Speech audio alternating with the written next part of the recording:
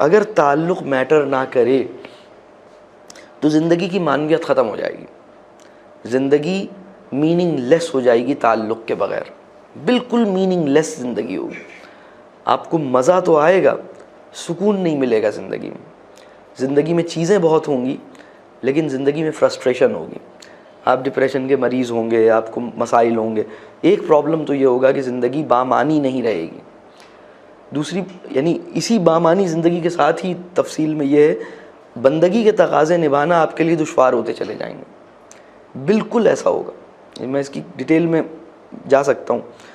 دوسرا پرابلم یہ پیدا ہوگا کہ اب آپ کی جو اولاد ہے, اب جو فیوچر میں جنریشن آئے گی وہ آپ کو نہیں پوچھے گی.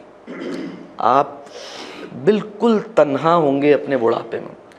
آپ اپنے والدین کو چھوڑ کے گئے ہیں, آپ کے والدین کے پاس ان کا پڑوسی کم از کم بیٹھا ہوا ہے, آپ کی والدہ کے پاس ان کی پڑوسن کوئی آئی ہوئی ہے جو ان کی پرانی دوست ہے, ان سے ایسی ہیلو ہائی کرنے کے لیے آ جاتی ہے. تو کوئی ان کے پاس ہے جو ان کی سنتا ہے, انہیں سناتا ہے, ان سے بات کرتا ہے. تو جو آپ کے تایا ہیں, آپ کے چچا ہیں, آپ کے ماموں ہیں جنہیں آپ چھوڑ کے چلے گئے ہیں, آپ کی خالہ ہیں, ان کے پاس بھی کوئی نہ کوئی بیٹھا ہوا ہے. لیکن آپ کے پاس کوئی بیٹھا ہوا نہیں ہوگا, یہ میں آپ کو گارنٹی دے رہا ہوں. کوئی نہیں, یعنی اگر اس لائن پہ آپ نکل گئے کوئی نہیں بیٹھا ہوگا. آپ کا بڑھاپا بالکل اکیلا پن ہوگا, تنہائی ہوگی. آپ کے پاس پیسے بہت ہوں گے لیکن آپ چاہیں گے کہ کاش میں ان پیسوں سے تیماردار بائے کروں, مجھے اٹینڈنٹ ان پیسوں سے میں ہائر کر سکوں.